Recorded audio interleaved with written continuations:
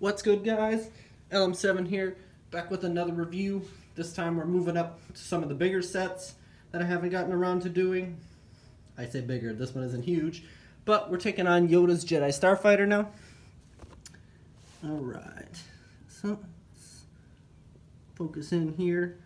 Alright, ages 8 to 12 this time, 75, 168, 262 pieces, and comes in again at $24.99.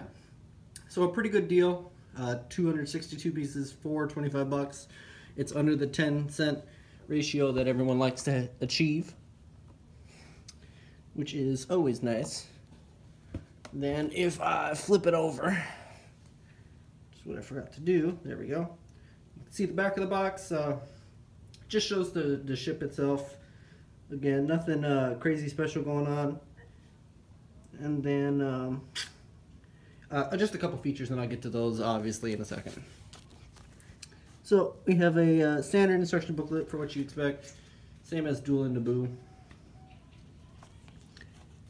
Here is the final digital model, and it is focus. There we go, coming in at 62 pages.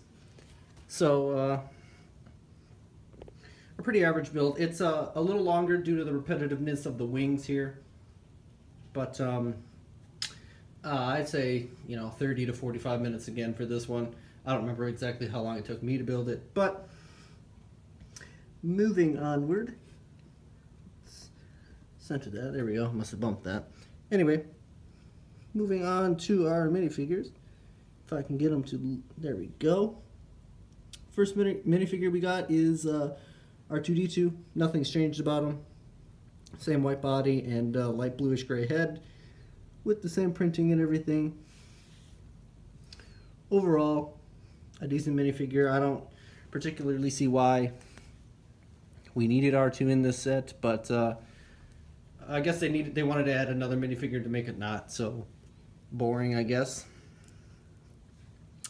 And then, of course, our second minifigure is Yoda, as this is his ETA Jedi Starfighter, which we see just a little bit in the Clone Wars itself, but other than that, Yoda isn't really any different than his other versions. You can see he does have a little patch of hair on the back of his head, and then his Jedi tunic goes through, and you can even see his, you can kind of see his muscular body there in his tunic, which I think was a decent touch. But that is it for the minifigures. There's only two. And that's okay, just because this is a personal fighter on its own, so. I don't like how this is looking. Okay. Anyway.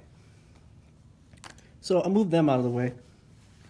Now let's take a look at the fighter itself. Here we go. Alright, so like I said, this is actually a Clone Wars set, so I think it's from the season 6 of the Clone Wars that you can only watch on Netflix. So it's a little cool nod that they still remember the Clone Wars are a thing, and they actually took a set from the final season. I don't know why Yoda's ship needed to be picked, but Yoda doesn't generally get vehicles and such. Mostly when you think of Yoda sets, it's either his house or the duel against Count Dooku. Or Palpatine, I guess. Anyway, so Yoda's ship obviously is a little different than the other ones, in the fact that it's shaped a little differently specifically for Yoda. So this piece here comes down, and then you open up this top piece. That's how you get Yoda inside. And then if we go like this, you can see how he sits in there. You see how the plates go down a little bit. He just stands right on in there. And then, just in case we were out of focus, I couldn't tell. So the only downside really is obviously Yoda can't sit, so he has to stand there in his own ship. But it does close up nicely, as you can see, and it doesn't. Yoda himself doesn't hinder the cockpit here at all. So there's that. I want to note the only downside of the set right now is the fact they don't give you a place to put his lightsaber, and that's a bummer.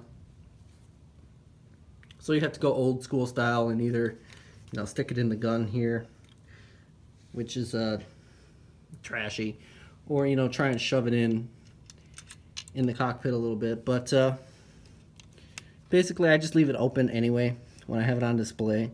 So I mean, it's not the greatest, but whatever. But for the sake of reviewing the rest of the ship, I'm going to just leave the lightsaber out for a minute. Alright, so taking a look at the back of the ship, they did manage to get some engine detail in here. There we go.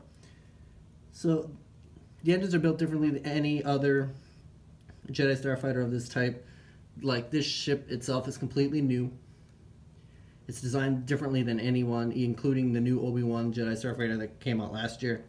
So, purposely redesigned. I mean, it still has the same kind of shape and look as it, but it's not just a copy-paste model. But you can see some of the sticker detail there on the back. There isn't a ton of stickers on this set, but there is a few. Obviously, you can see the spring-loaded missiles, and you just lift them up or something. Oh, you push them down in the case of this set. So there's that. But all right, I'll put that one in a second. But what I wanted to say is, you can see they're snugly underneath the cockpit there. I like how that changes the whole light. That's weird. Anyway, getting off track here. That's about normal for me though, isn't it? So focusing back in, there's two features left for this set. So obviously right here, if you already have the set, you probably already know that right there at the bottom is where you put your R2 unit.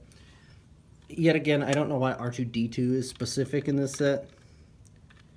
Apparently Yoda doesn't get his own droid and he's just on vacation. So that's, I'm just kidding. But anyway, that is R2-D2 chilling on the back here. He does stick out quite a bit, but it is nice that they actually included a spot for him just so he's not just hanging around or just, a head on the wing like some of the previous Jedi Starfighters have done. And then anyway, the last feature they want to show off, he does include front-mounted guns. They're not actually connected to the cockpit this time, they're connected to the main wing. But unlike the other Jedi Starfighters, Yoda's is just a tad bit different when it comes to the wing opening function. I'm just trying to get them decent looking. Oh, they only can go that far. Okay. So that is the ship with its wings fully open. I think it's pretty cool looking, actually. And you can see there's one of those stickers on each side too. That must be Yoda's personal symbol. I don't exactly know off the top of my head. But like I said, a little different than other ETA Jedi Starfighters. But I think it's kind of cool, and you can display it, like this, with the wings open. And then if you take a look, you can see how the middle of the ship is built. It's all on Technic rods and everything, which is kind of cool. But that is it for Yoda's Jedi Starfighter. Like I mentioned, it's a decent price to piece ratio. Like I said, coming in at 262 pieces for $24.99, and like most of these older sets, you can actually get them on sale at Walmart for a little cheaper. I don't remember off the top of my head, maybe 17 to 20. I forget the exact number, but it's between that range. So that's like, if you get it for $17, that's $8 off the original price anyway. Against the fact that what I was going for is it's a good deal piece-wise. But that being said, it is a good deal piece-wise because it has 4, foldable wings. So maybe that detracts pieces from your opinion. I don't know. However you think. It's a decent deal nonetheless, and you expected it to cost this much anyway. There's always the people that say it could be $20, and blah blah blah. And it could have been, but then it would have been you know, the price to piece count would be crazy different. Anyway, I'm just rambling at this point. It's a decent set. It's nice that Yoda got some love and his own fighter for once. And it was really just a, you know, out of the blue set that no one really ever saw coming. But it's a welcomed addition to the Jedi Starfighter fleet if you have it. With that, if you enjoyed the video, leave a like, comment, and subscribe. I appreciate it. It helps me out. Stick around. Now we're going to start getting into the bigger sets. I know I keep saying that, but, you know, the progression, blah, blah, blah. I think the next set I'm looking at is the Phantom. The second Phantom. But with that, I will see you guys next time.